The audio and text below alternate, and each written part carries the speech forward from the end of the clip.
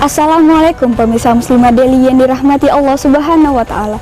Sebagai pemerintahan yang kental dengan syariat Islamnya, Kesultanan Delhi memiliki sejarah panjang di tanah Sumatera.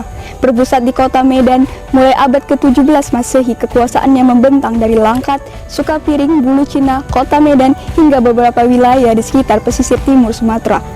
Pengaruh Islam melekat kuat dalam setiap sendi pemerintahannya, hingga kemudian di abad 20 Masehi, Kesultanan Delhi ikut tergabung dalam Negara Kesatuan Republik Indonesia. Saat masa pemerintahannya, Sultan Delhi berdaulat penuh di bawah pemerintahan sendiri yang disebut pemerintahan Swapraja atau self-bestur, dengan sistem monarki konstitusional merujuk pada Qanun Delhi yang merupakan penyempurnaan dari sistem monarki absolut sebelum Kesultanan kelima. Rakyat yang ingin memiliki hak-hak atas tanah diberikan tanda bukti kepemilikan yang disebut Grand Sultan, yang di kemudian hari dengan peraturan konversi menurut Undang-Undang Nomor 5 Tahun 1960 dapat langsung dikonversi menjadi hak milik. Grand Sultan itu diterbitkan di bawah titel Rahum Limpah Kurnia dan menentukan hak kebun. Grand itu diterbitkan di kawasan kota Maksum, Sekera di ujung Jalan Serdang, sebagian di Delhi Tua, Sunggal dan Kampung Lalang hingga ke wilayah hamparan Perak, sebagian lagi di kawasan Mabar hingga sampai ke Labuhan Delhi. Sedangkan untuk perkebunan-perkebunan asing yang luas diberikan hak sewa untuk masa penyewaan, mulai dari 52 tahun. Biasanya perpanjangan dari konsensi turunan yang tertuang dalam Mabar Delhi kontrak tahun 1874. 75 tahun hingga 90 tahun yang dituangkan dalam akte van konsensi yang diterbitkan dalam akte konsensi tersendiri yang juga diturunkan dalam konsensi induk Mabar Delhi Tua kontrak. Tak semua tanah-tanah itu diberikan kepada rakyat dengan Grand Sultan, dan tak semua juga tanah-tanah itu dikontrakkan dengan akte van konsensi. Ada tanah yang langsung dimiliki pemerintah kesultanan sebagai tanah kerajaan yang berada mutlak di bawah kekuasaan kesultanan yang disebut Sultan Skebit. Akte van konsensi memuat hak dan kewajiban antara pihak onderming atau pengusaha perkebunan dengan pihak sultan, juga memuat kewajiban pihak perkebunan dengan rakyat, antara lain: pertama, memberi hak kepada rakyat untuk bercocok tanam pada masa bera saat tanah tidak ditanami tembakau. Dua, tidak menebang pohon tualang, pohon bambu dan pohon-pohon lain tempat lebah bersarang agar rakyat dapat mengambil madu lebah. Ketiga, membiarkan akses jalan yang membelah kebun untuk menghubungkan antar kampung agar rakyat dapat bepergian. Keempat, membiarkan tanah pertapakan, perkuburan, dan tempat-tempat yang dikeramatkan. 5. Membebaskan rakyat untuk mengambil pasir atau mineral di sungai dan memanfaatkan air sungai melintas di dalam areal konsensi untuk kepentingan penghidupan sehari-hari. Di wilayah Kesultanan Delhi tidak ada domain perkaling. Tanah-tanah yang ada di wilayah Kesultanan Delhi itu adalah milik Sultan Delhi. Sultan Delhi kemudian memberikan hak itu kepada kaula dan masyarakat adatnya. Dalam konteks budaya material, Sultan Delhi meninggalkan kebun-kebun yang luas dari kontrak-kontrak konsensi Delhi Maskapai, Delhi Rubes Maskapai, RSB Maskapai, American Company, kemudian menjadi perkebunan negara. Sekarang menjadi PT Perkebunan Nusantara 2, 3, dan 4 Persero. Sultan Delhi juga meninggalkan pembangunan infrastruktur telepon Kemansapai, Delhi Power Maskapai, Ajar Bese Maskapai. Masing-masing kemudian hari menjadi PT Kereta Api Indonesia, PDAM Tirtanadi, sarana kantor pos, hotel dan kantor-kantor pemerintahan yang dibangun di atas tanah milik Kesultanan Delhi seperti Pelabuhan Udara Polonia, Pelabuhan Laut Belawan. Semuanya kelak di kemudian hari diwariskan sebagai aset bangsa dan negara. Seiring dengan itu, semua aset perusahaan Belanda yang dinasionalisasi. Nasionalisasi tidak hanya menyangkut aset yang dimiliki oleh perusahaan Belanda, tetapi juga ikut tanahnya. Padahal tanah bukanlah aset perusahaan Belanda. Tanah bukan objek nasionalisasi karena tanah itu dimiliki oleh pribumi, milik Kesultanan Delhi dan masyarakat adatnya. Begitupun dalam pasal 2 dan penjelasan UU nomor 86 tahun 1958 dikatakan bahwa dalam proses nasionalisasi kepada pemilik perusahaan akan diberi ganti rugi. Begitu juga pihak yang berkepentingan dan mengajukan permohonan ganti rugi. Tapi sampai saat ini Kesultanan Delhi tak pernah mendapatkan ganti rugi itu. Sudah 63 tahun UU PA diberlakukan di negeri ini, namun keberadaannya sama sekali tidak menuntaskan konflik agraria masyarakat Tanah Delhi. Bagaimana tidak, klaim sepihak pemerintah atas tanah perkebunan membuat berang masyarakat adat Melayu Deli dengan tidak mengindahkan akte konsensi. Karenanya hingga saat ini gugatan itu masih bergulir di meja hijau sebagai kasus perdata atas nama Badan Perjuangan Rakyat Penunggu Indonesia atau BPRPI yang dikukuhkan Kesultanan Deli. Menasionalisasikan segala badan usaha peninggalan masa kolonial Belanda tentu keharusan. Namun hal itu tidak berlaku untuk lahan yang bukan kepemilikan utuh Belanda, sebab status lahan hanya dipinjamkan atau disewakan antara Kesultanan Deli dengan onderming Belanda yang akan dikembalikan kepada Sultan Deli setelah penyewaan selesai. Inilah yang menjadi acuan dasar sengketa lahan dan juga tidak dibenarkan oleh para akademisi yang memahami tatanan hukum negeri ini. Misalnya Profesor Soli Lubis pada tahun 2014 selaku Guru Besar Emeritius Hukum Tata Negara Universitas Sumatera Utara ketika memberi kesaksian ahli di Pengadilan Negeri Medan mengatakan pemerintah harus bisa membedakan antara persoalan politik dengan persoalan hukum.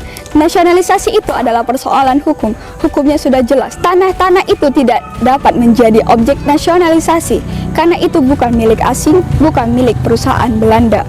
Begitu juga makalah yang ditulis oleh Profesor Dr. Oksai dan SH.M. Humha, Guru Besar Ilmu Hukum Fakultas Hukum Universitas Sumatera Utara yang bertajuk Kesultanan Deli BPRPI di Pusaran Sengketa Tanah Penjajahan oleh Bangsa Sendiri. Jelas tertuang di sana fakta bahwa pemerintah merasa memiliki hak penuh hingga dengan mudah mengikat kerjasama dengan pengembang Ciputra Group yang akan memanfaatkan lahan konsensi Kesultanan Deli itu seluas 8.000 hektar. Para kapitalis tengah menari di atas hak-hak masyarakat yang terhimpun dalam BPRPI yang telah dirampas oleh penguasanya sendiri. Dari konflik ini pula akhirnya melahirkan oknum masyarakat yang mengatasnamakan dirinya sebagai pemuda setempat yang menjual tanah-tanah garapan berstatus kepemilikan PTPN dengan harga murah. Muncul pula sebutan mafia tanah yang bahkan mampu mendirikan bangunan untuk diperjualbelikan kepada masyarakat awam. Naasnya, BUMN tengah gencar melakukan kesepakatan pengembangan lahan pada pihak swasta yang tinggal menunggu waktu kapan saja bisa dilakukan pergusuran masyarakat atas nama investasi.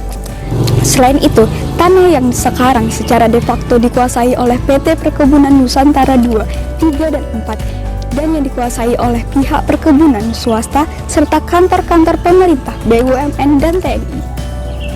Di Kampung Durian, ratusan warga tergabung dalam Rakyat Penunggu Kampung Durian Slemak, Desa Pertumbukan, Kecamatan Wampuh, Kabupaten Langkat, Sumatera Utara, melakukan perlawanan saat petugas menggusur lahan yang mereka tempati dan usahakan Selasa tanggal 29 bulan 9 2020. Pergusuran dilakukan guna perluasan tanaman tebu PT Perkebunan Nusantara 2. Puluhan orang dilaporkan terluka, baik dari warga maupun tim perusahaan. Warga merasa memiliki lahan karena telah mendiami lahan selama 25 tahun terakhir. Lahan juga merupakan lahan adat rakyat penunggu sebelum investasi perkebunan masuk ke Sumatera Timur pada abad ke-19. Lain lagi dengan Lanut Suwondo, pemerintah dan TNI telah merencanakan untuk mengganti eks Bandara Polonia atau Lanut Suwondo itu dengan lahan lain milik PT PN2 di Hamparan Perak, Kabupaten Deli Serdang, Sumatera Utara, seluas 1.170 hektar. Namun, lahan tersebut diklaim Sultan Deli sebagai miliknya yang disewakan dengan perusahaan perkebunan Belanda. Polemik agraria konsensi tanah Deli masih terus berlanjut untuk mendapatkan keadilannya di mata hukum. Akankah tanah Deli yang sudah dirawat sebelum Indonesia merdeka akan mendapatkan tuntutannya?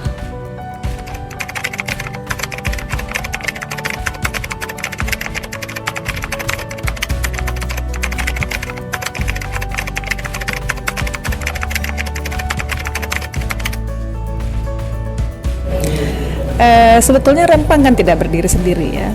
Konflik-konflik senada sebetulnya ada. Hanya saja dorongan yang terjadi mungkin cukup besar di area Rempang. Dan kalau kita mempertahankan pola penyelesaian dengan cara seperti yang sudah ada, maka konflik berikutnya akan muncul. Aceh akan menyusul, Padang akan muncul. Dimanapun akan terjadi ketika area publik itu semata-mata diserahkan kepada mereka yang punya modal. Maka solusi yang paling penting apa? Cerdaskan umat sehingga mereka tahu haknya secara ruhiyah apa. Karena sistem ini baik disepakati atau tidak disepakati, dinyatakan jujur atau tidak jujur, sebetulnya sudah gagal sejak lama. Jadi kalau kita berharap ada perbaikan dalam sistem ini, maka perbaikan itu pasti hanya perbaikan dangkal dan tidak menyeluruh. Maka kembali kepada syariat adalah solusi satu-satunya. Ya, jadi kalau kita lihat memang kasus Rempang ini adalah kasus yang sudah sering terjadi sebenarnya ya, bukan hanya di Rempang tapi di beberapa tempat lainnya juga ini sudah sering terjadi dan mungkin juga akan terjadi di masa yang akan datang. Nah, ini disebabkan karena memang tidak diterapkannya ya hukum Islam itu di negara kita gitu. Jadi yang diterapkan saat ini adalah sekulerisme, di mana di situ justru penguasa saat ini atau negara itu justru bekerja sama dengan pengusaha gitu ya, bekerja sama dengan oligarki untuk justru menelantarkan rakyatnya. Jadi di sini negara atau pemerintah yang harusnya melayani rakyat justru menelantarkan rakyatnya. Nah, seperti saya menyeru kepada seluruh aktivis di Kota Melayu, di Kota Medan ini untuk kita sama-sama menyuarakan kepada masyarakat. Maka seruan saya kepada kita semua, terutama terkhususnya kepada masyarakat Sumatera Utara atau terkhusus Kota Medan, peristiwa seperti ini tidak menutup kemungkinan bahwa itu akan terjadi di kita juga hari ini. Maka saya seru kepada kita semua, kembalilah kepada Allah, kembalilah kepada Rasulullah, kembalilah kepada Islam kafah.